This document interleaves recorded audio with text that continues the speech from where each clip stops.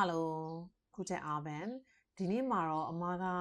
ဂျာမန်ရဲ့ pronoun အနေနဲ့ပတ်သက်ပြီးတော့အမမျှဝေပေးချင်ပါတယ်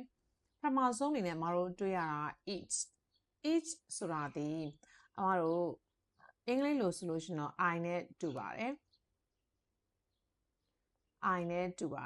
ဒါဘာလဲဆိုရင်ငါကျွန်တော်ကျမလို့အဓိပ္ပာယ်ရပါတယ် each ကကြတော့ဒါ first person singular ဖြစ်ပါတယ်နောက်တစ်ခုက do ဆိုတာကကြတော့မတို့ဒါ second person singular ကိုပြောတာပါဒါကတော့ informal အနေနဲ့မတို့သုံးတာပဲဖြစ်ပါတယ်သူရဲ့အဓိပ္ပာယ်ကတော့သင်မင်းလို့အဓိပ္ပာယ်ရပါတယ်အင်္ဂလိပ်လိုဆိုရင်တော့မတို့ you နဲ့တူပါတယ်နောက်တစ်ခုကကြတော့ LSZ ဆိုတာကဒါ third person singular ကိုပြောတာဖြစ်ပါတယ်ဆိုတာကကြတော့အမတို့ဂျာမန်ရဲ့ဒီ article နဲ့ပတ်သက်တဲ့ဟာမှန်သမျှ masculine နဲ့ပတ်သက်တဲ့ဟာမှန်သမျှကိုလို့သုံးပါတယ်ဆိုတာကကြတော့သူလို့အဓိပ္ပာယ်ရပါတယ်နောက်တစ်ခုကကြတော့ S ဆိုတာဒီ article does နဲ့ဆိုင်တဲ့ noun တွေရဲ့ဒီ pronoun ဖြစ်ပါတယ်ဆိုတော့သူ့ကိုတော့အမတို့ကထိုအရာ ST ထိုအရာလို့အဓိပ္ပာယ်ရပါတယ်နောက်တစ်ခုကကြတော့ Z ဆိုတာကကြတော့အမတို့ article ဒီနဲ့ဆိုင်တဲ့ noun တွေရဲ့နာမ်စားကိုဆိုလိုတာဖြစ်ပါတယ်သူမလို့အဓိပ္ပာယ်ရပါတယ်ဆိုတော့နောက်တစ်ခုကကြတော့အမတို့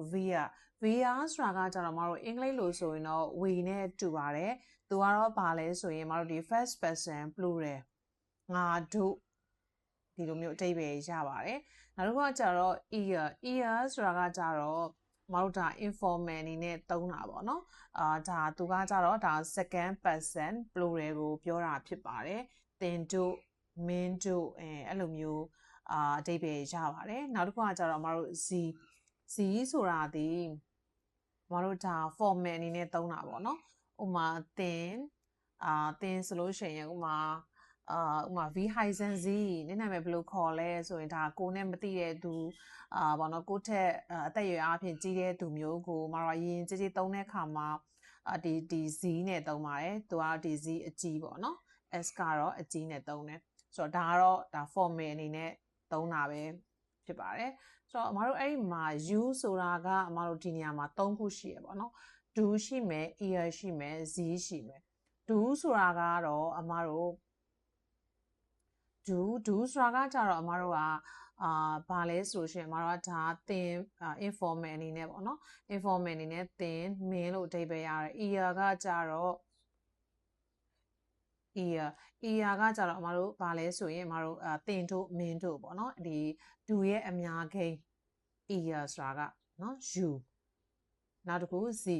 ဆိုတာကြတော့ဒါ formal အနေနဲ့သုံးတာပေါ့နော် formal အနေနဲ့သုံးတဲ့ you ဖြစ်ပါတယ်ဆိုတော့ဒီနေ့မျှဝေပေးတာကြတော့ဒါဂျာမန်ရဲ့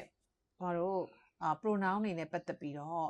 pronoun အနေနဲ့ပတ်သက်ပြီးတော့ဒါလေးမျှဝေသွားတာပဲဖြစ်ပါတယ်ဆိုတော့အားလုံး Tschüss bis morgen